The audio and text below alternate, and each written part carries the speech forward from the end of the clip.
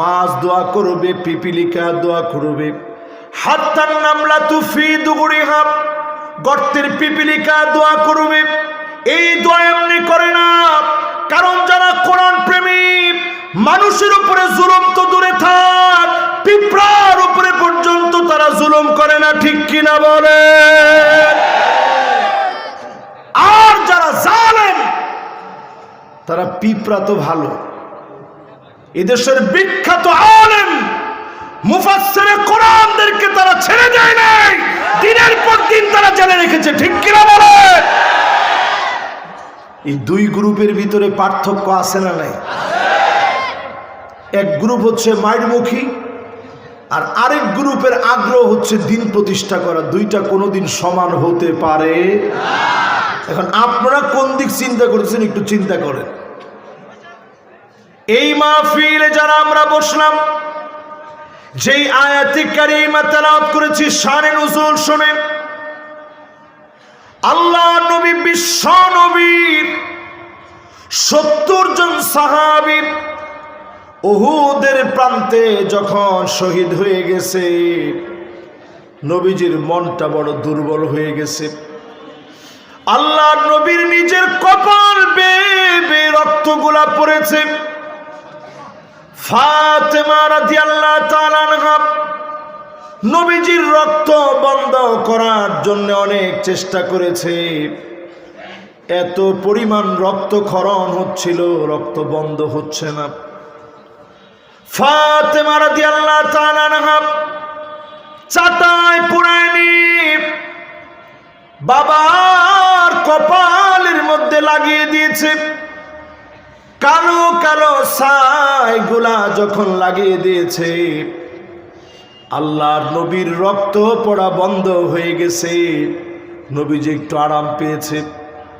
তাকায় দেখে সামনে চাচা আমিরে হামজা নাই, মুসাব বিন উমাইর নাই, হানজালার মতো সাহাবী নাই, আব্দুল্লাহর মতো সাহাবী নাই।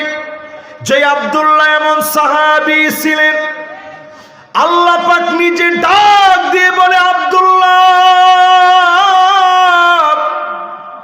জীবন দিয়ে আসলা ইসলামের জন্য, আমার কাছে কি লাগবে আমার কাছে বলো, আজকে তোমার মনের আশা পুরা করা হবে। আব্দুল্লাহ বলে, আল্লাহ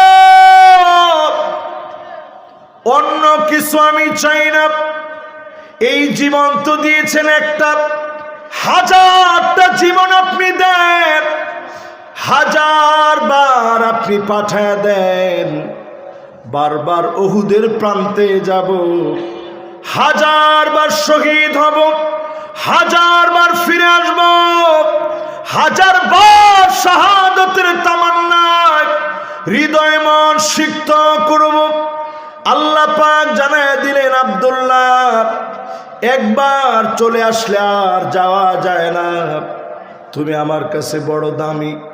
আল্লাহ নবীর কাছে আল্লাহ পাক জানালেন, নবী আব্দুল্লাহর সঙ্গে কথা বলেছি, সে বারবার উহুদের প্রান্তে যেতে চায়, 1000 বার জীবন দিতে চায়। আল্লাহ নবী কেঁদে ফেললেন। আব্দুল্লাহর সন্তান জাবির বিন আব্দুল্লাহকে ডাকলেন, জাবির রে, তোমার আব্বার এত দাম, তোমার আব্বার এত সম্মান, 1000 বার দুনিয়া আসতে চায়, আল্লাহ নিজে তোমার আব্বার সঙ্গে কথা বলেছে। জাবিরের চোখ থেকে টপ টপ করে পানি পড়তেছে। আল্লাহর নবী আদর করে বলে, জাবির তোমার আব্বার জন্য কি করতে পারি, তোমাদের জন্য কি করতে পারি। নবী আব্বা চলে গেছেন, কিছু রেখে যান নাই। অনেকজন পাওনাদার আছে, পাওনার জন্য বারবার পিড়াপিড়ি করে। আল্লাহ নবী বললেন, ঘরের ভিতরে কি আছে? অল্প কয়েকটা খেজুর ছাড়া কিছুই নাই। আল্লাহ নবী বলেন, যাও যাও খেজুর গুলা নিয়ে আসো, পাওনাদারদেরকে ডাকো। পাওনাদারদেরকে ডাকা হলো, খেজুর নিয়ে আসা হলো। নবীজি নিজ নিজ বরকতি হাতে অল্প কয়েকটা খেজুর ধরে নাড়াচাড়া করলেন, ওজন করা শুরু করলেন। একজন একজন করে দিতে দিতে প্রত্যেকটা পাওনাদারকে নবীজি নিজ হাতে পাওনা বুঝায়া দিলে। এরপরে নবীজি নাড়াচাড়া করলেন, আরো খেজুর রয়ে গেছে। নবীজি বললেন, আব্দুল্লাহ যাও যাও, খেজুর গুলা নিয়ে বাড়ি যাও। আব্দুল্লাহ খেজুর গুলা নিয়ে, জাবের বিন আবদুল্লাহ খেজুর গুলা নিয়ে বাড়ি রওনা হলেন। বরকতের খেজুর বাড়ি চলে গেল। এমন প্রান্তের নাম উহুদ প্রান্ত, যেই প্রান্তে মুসাব বিন উমাইর শহীদ হলেন। ইসলামের জন্য কত সুন্দর সুন্দর পোশাক পেলাম, কত দামি দামি দামি খাবার খেলাম, নামি দামি ব্র্যান্ডের কত রকমের পোশাক পরিচ্ছেদ আমরা গ্রহণ করলাম। মুসাব বিন উমাইর মক্কা সম্ভ্রান্ত এমন মানুষ, প্রতিদিন নতুন নতুন জামা পরতেন। সুগন্ধি দিয়ে যখন বের হতেন সবাই অবাক হয়ে যেত, এত দামি সুগন্ধি মুসাব ছাড়া কেউ লাগায়নি। ইসলাম গ্রহণ করার কারণে ঘর থেকে মা বের করে দিলেন। মুসাব বিন উমাইর এক কথায় চলে গেলেন। উহুদের প্রান্তে যেদিন শহীদ হলেন, এক টুকরা সামান্য কাপড় ছাড়া কিছু নাই। আল্লাহর নবী বললেন, আমার মুসাবের উপরে কাপড়টাকে বিছায়া দাও।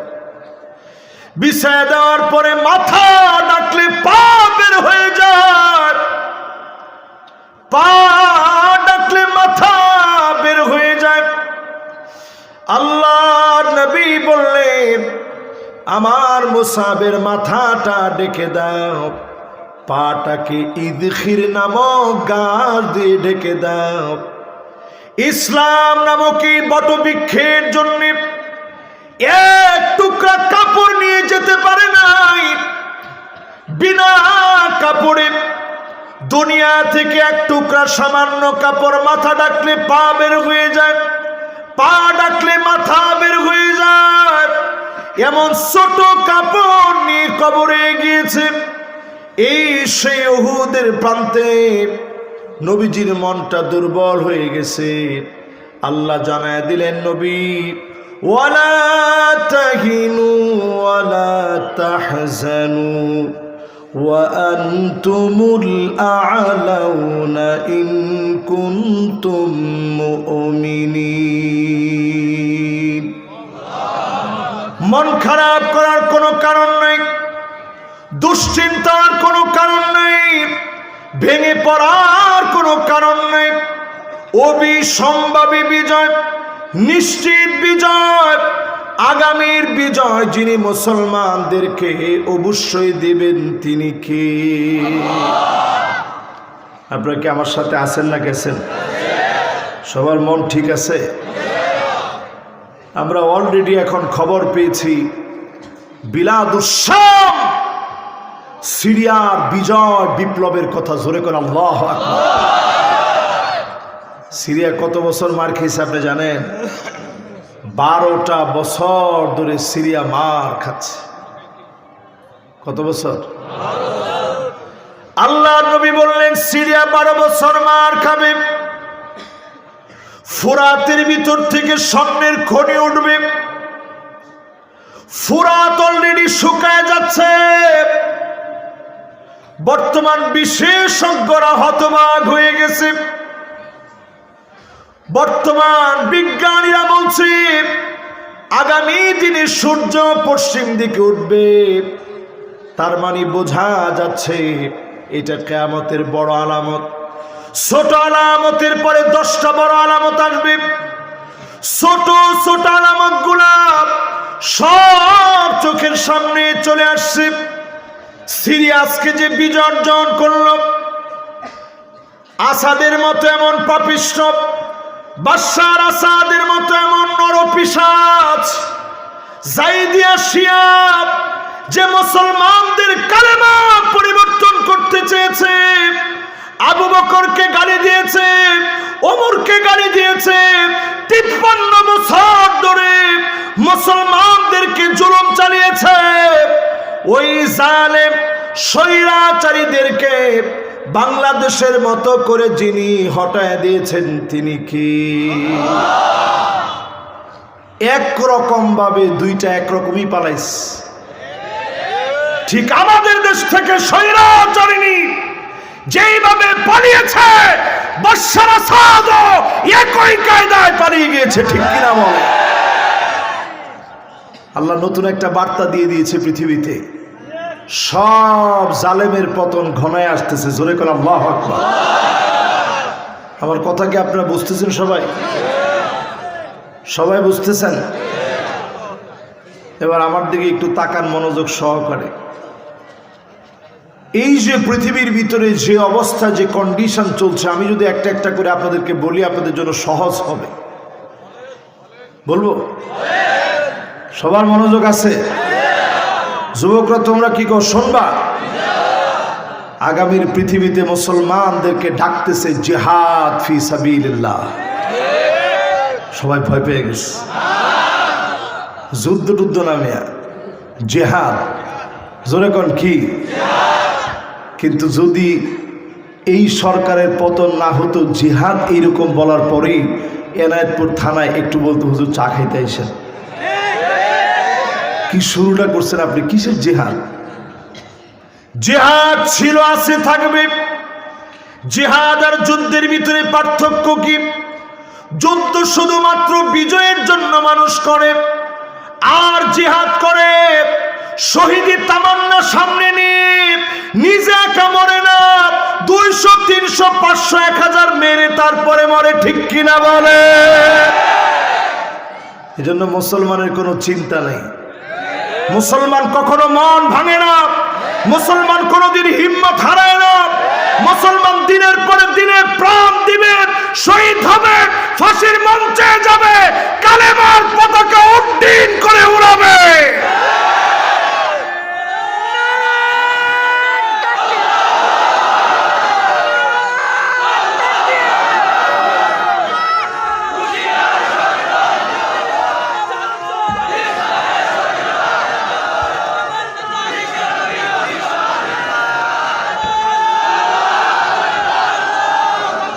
এবার আপনারা 5টা শাসন সম্পর্কে শুনেন এই পৃথিবীর ভিতরে। সামনের শাসন যে আমাদের শাসন, মুসলমানদের শাসন, পরিষ্কার হাদিস থেকে আজকে আমি আপনাদেরকে ব্যাখ্যা করে শোনাবো। স্পিড নিয়ে শুনবেন, দিলের তামান্না থেকে শুনবেন। রাজি আছেন ইনশাআল্লাহ? 1 নাম্বার শাসন এই পৃথিবীতে চলবে। আমি কিন্তু একটু যুবক, কই যান আপনি? মাশাআল্লাহ, একটু বন্ধুর সাথে গিয়ে বসছে। সবাই দিল থেকে মহব্বত নিয়ে আল্লাহকে ডাক দিয়ে বলেন আল্লাহু আকবার। এবার সবাই একটু খেয়াল করে শোনেন, 5টা শাসন এই পৃথিবীতে আসতেছে। আর আজকের এই মাহফিলে, আমি বহু মাহফিলে, সিরিয়া 12 বছর মার খাবে, আপনি বহু মাহফিল মিলায় দেখেন, আমার ইউটিউবে এখনো আছে। এখানে আমাদের হাজী মুজিব ভাইয়ের যে মাহফিল ছিল, মুজিবুর সাহেব কই? ওনারা ছিল।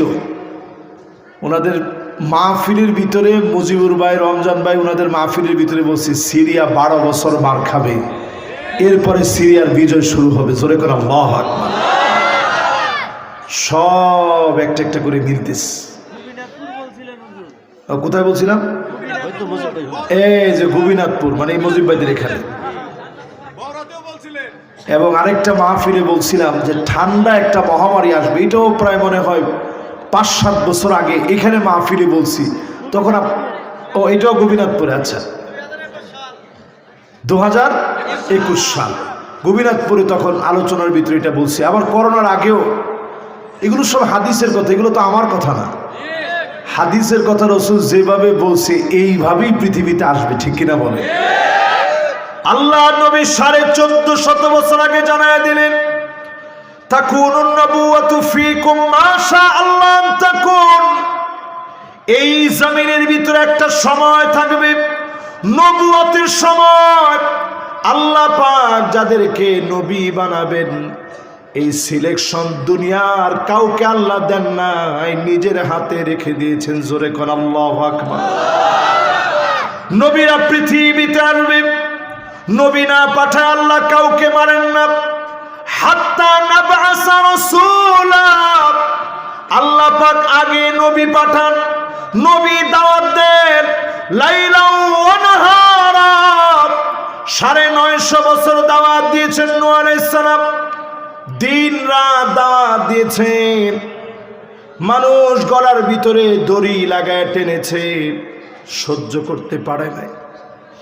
আল্লাহ এতদিন জুলুম করেছে, পাথর দিয়ে আঘাত করেছে, ঘরের মধ্যে ভাঙচুর চালিয়েছে, অন্যায় করেছে, অপবাদ দিয়েছে, সব মানলাম। রাস্তার ভিতরে দড়ি লাগায় টানতেছে, আল্লাহ সহ্য করতে পারি না। ওই মুহূর্তে যিনি আযাব দিয়েছেন তিনি কি? 950 বছরে মাত্র 80-82 জন লোক কালেমা পড়ল, ঈমান আনলো 82 জন লোক। নবী আম্বিয়া আলাইহিমুস সালামদেরকে দাওয়াতের কাজ আল্লাহ দিয়েছেন। সুম্মা ইয়ারফাউহাল্লাহ, সুম্মা ইয়ারফাউহাল্লাহ। এরপরে আল্লাহ যখন চেয়েছেন নবীদেরকে আল্লাহ রাব্বুল উঠায় নিয়েছেন। আল্লাহ রাব্বুল আলামিন নবীদেরকে উঠায় নিলেন। নবী আর পৃথিবীতে আসবে না। শেষ নবীর চলে যাওয়ার মধ্য দিয়ে আমার নবী পেয়ারা নবী চলে গেলেন। আর পৃথিবীতে কোনো নবী আসবে না। প্রথম শাসনকে যিনি বন্ধ করে দিলেন তিনি কি? জিন্দেগিতে আর কোনোদিন নবীদের শাসন এই পৃথিবীতে কোনোদিন আর আসবে না। প্রথম শাসন শেষ হয়ে গেছে। এবার একটু বলেন বাকি আছে কয়টা? 2 নম্বরে নবীজি বললেন সুম্মা তাকুনু খিলাফাতুন আলা মিনহাজিন নবুওয়া মা শা আল্লাহু আন তাকুন। এই পৃথিবীতে খিলাফত আসবে। তাকায় দেখেন হযরত আবু বকরের খিলাফত, হযরত ওমরের খিলাফত, হযরত উসমানের খিলাফত, হযরত আলীর খিলাফত। 32 বছর 6 মাস পর্যন্ত এই জমিনে যিনি খিলাফতকে প্রতিষ্ঠা রেখেছিলেন তিনি কে? খিলাফত 6 মাস, 32 বছর 6 মাস পর্যন্ত খিলাফত এই জমিনে ছিল। বাজান কথা বলা যাবে না, কথা বললে আমি আমার কথা হারিয়ে ফেলব। মেহরবানি করে কেউ কথা বলা যাবে না, এটা হাদিসের কথা। আপনারা কেউ কি আলোচনাটা শুনছেন আগে? আজকে আলোচনাটা নতুন করতেছি এই মাহফিলে, আজকে নতুনই আলোচনাটা করতেছি। কাজী এটা খুব দিল থেকে মন লাগায় শুনেন। সামনের দুনিয়া কোথায় যাইতেছে আপনার কাছে পরিষ্কার হয়ে যাবে। এরপরে যদি সোজা না হন, সোজা মায়ের আসতেছে। কোনো কথা কয় না তো? কেমন মায়ের আসতেছে, কি কি আলামতে মায়ের আসতেছে সব আজকে আপনাদেরকে শোনাবো ইনশাআল্লাহ। বলে ওয়াজ শুনবেন কতক্ষণ? মাশাআল্লাহ, ঠিক আছে, আমিও সারা রাত আজকে ওয়াজ করবো ইনশাআল্লাহ। মাশাআল্লাহ, একজন এটা শুনেই চিন্তা করছে কোমরের যে জোরের অবস্থা, সারা রাত যদি হুজুর ওয়াজ করে উপায় নেই। সারা রাত কি ওয়াজ করা সম্ভব? দেখেন ওয়াজ মাত্র শুরু করছি, তাও কিন্তু 1 ঘন্টা হতে যাচ্ছে। কটা পর্যন্ত? মাশাআল্লাহ, যারা সারা রাতের ওয়াজ শুনতে চাইছেন এরা কিন্তু গুনার কাজ করে নাই। কিসের কাজ করছে? আমরা যদি গানে এনে গিয়ে কইতেন শিল্পী জিগে তার কয়টা কইছে, আরো 10টা শোনান। ঠিক কিনা বলেন? ওন মোর করে আপনি চিৎকার মারলেন। কসম আল্লাহ, প্রত্যেক বারে বারে আপনার গুনাহ আমল নামায় লেখা হয়ে গেছে। ঠিক কিনা বলেন? কিন্তু মাহফিলের ভিতরে বসে এই যে আপনি নিঃশ্বাস ছাড়ছেন, বারবার সুবহানাল্লাহ বলছেন, সারা রাত শুনবেন বলতেছেন, এই যে বারবার আপনার মনের প্রত্যাশা শুনবেন বলে সারা রাত ওয়াজ করা আমার দ্বারা সম্ভব না। কাতাবাল্লাহু লাহু হাসানাতান কামিলা, পূর্ণ ভালো কাজ করলে যে পরিমাণ সওয়াব হবে সম পরিমাণ সওয়াব যিনি বান্দার আমল নামায় দিয়ে দিবেন তিনি কে? এবার সবার মন ঠিক আছে তো ইনশাআল্লাহ? পৃথিবীতে শাসন চলবে কয়টা? এক নাম্বার নবুয়তের শাসন চলে গেছে, নবীজিরে পাই নাই।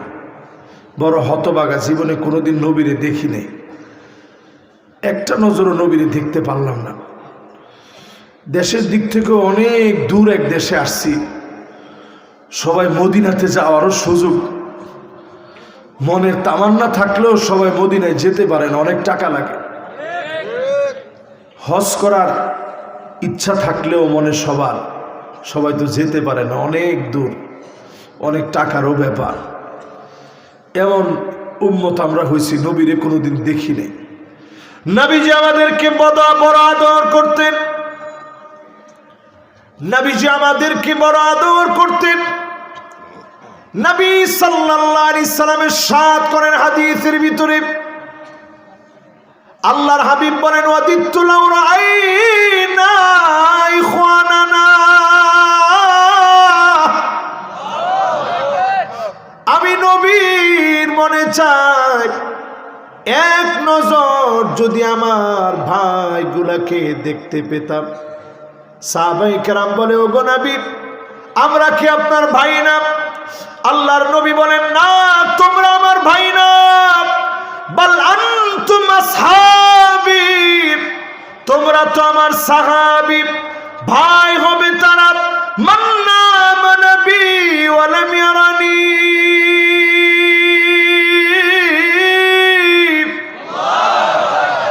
জীবনে কোনদিন আমি নবীরে দেখে নাই, না দেখে যারা ঈমান আনছে, না দেখে যারা আমি নবীর জন্য ঈমান আনছে, নবীর জন্য যারা মহব্বত দেখিয়েছে, তারা হবে আমি নবীর ভাই। আল্লাহ নবী আদর করে ভাই বলে যাদেরকে ডাকলেন তারা কারা? এই আমরা। কারা? আওয়াজ করে বলেন কারা? আমাদেরকে নবী আদর করে ভাই ভাই বলে আদর করে ডাকছেন, সুবহানাল্লাহ। এক নাম্বার শাসন এই পৃথিবীর ভিতরে, নবুয়তের শাসন। নবী চলে গেলেন আমাদের জন্য, বাঁচার জন্য। কোরআন আমাদের সামনে আছে, হাদিস আমাদের সামনে আছে, যতদিন থাকবে ধরে রাখবেন, অনুকরণ করবেন। সাওয়াদুল আজম আলেম ওলামা ইসলাম পন্থীদের সঙ্গে যতদিন থাকবেন, সবাই মিলেও আপনার কোনো ক্ষতি করতে পারবে। দিন শেষে তাদের বিজয় হবে, নবীজি হাদিসের মধ্যে বলে গেছেন। জোরে করে আল্লাহু আকবার। এবার 2 নাম্বার শাসন শুনেন, খিলাফতের শাসন।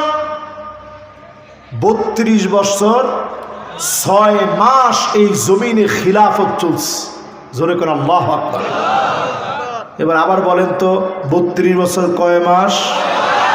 আবার বলেন, খালি কয় 6 মাস। আজকে একেবারে ইসলামের ইতিহাস আপনাদেরকে ঘেটে একটু বুঝিয়ে দিই। 32 বছর এই শাসনটা কেমন ছিল একটু চিন্তা করেন।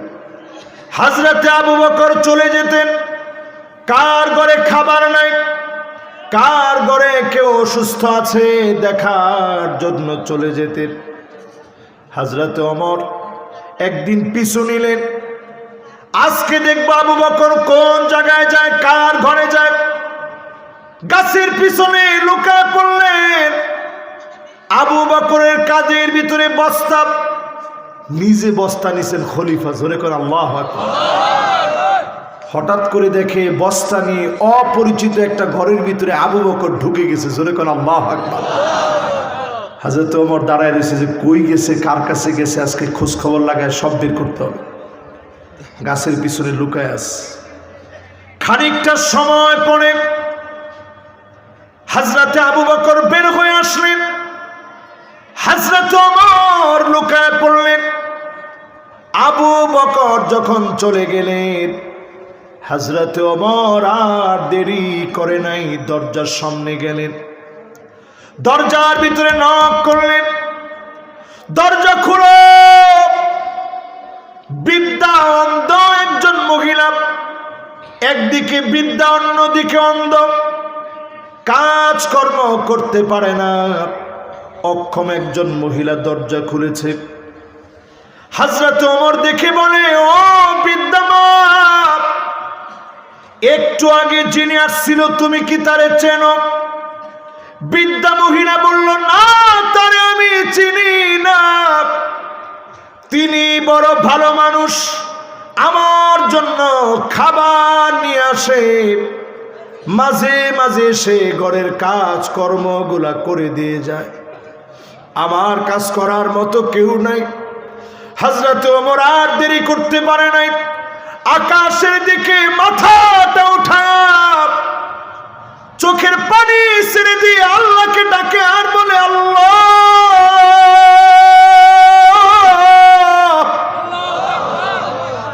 আবু বকর আমাদের জন্য বড় কঠিন বানিয়ে দিয়েছে, আবু বকর বড় কঠিন বানিয়ে দিয়েছে। একজন খলিফাতুল মুসলিমিন এত বড় শাসক হয়ে অন্ধ বৃদ্ধা মহিলা কি খাবে? আবু বকর খবর নেয়, এমন শাসক শাসন করার মধ্য দিয়ে ইসলামের ইতিহাসকে সমুন্নত করেছে, যিনি বরকত দিয়ে দিয়েছেন তিনি কি? হযরত ওমর যখন খলিফা ছিলেন, হযরত ওমর চিঠি লিখলেন, রাষ্ট্রীয় কোষাগার থেকে 1 মাসের বেতন আমাকে আগাম দিয়ে দাও। চিঠি লিখে হযরত ওমর আগাম 1 মাসের বেতন দেন, চলতে কষ্ট হচ্ছে। সঙ্গে সঙ্গে রাষ্ট্রীয় কোষাগারের যিনি দায়িত্ব ছিল আবু উবাইদা ইবনুল জাররাহ, চোখের পানিগুলা ঝরঝর করে